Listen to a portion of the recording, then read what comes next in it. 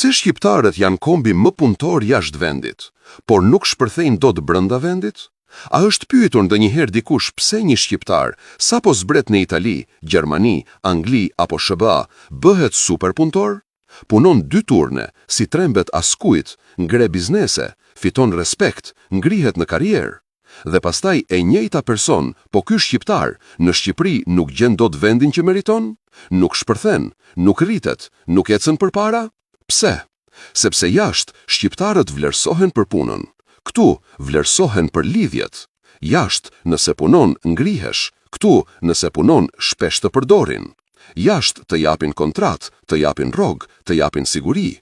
Këtu të japin premtime, tallje dhe një sistem që të thotë durim, prit, gjej dikë, paguaj dikë, njih dikë. Dhe kështu, shqiptarët më punëtor në Europë kthehen në një komb të lodhur brenda kufive të vet. Por arsyeja më e dhimbshme është kjo.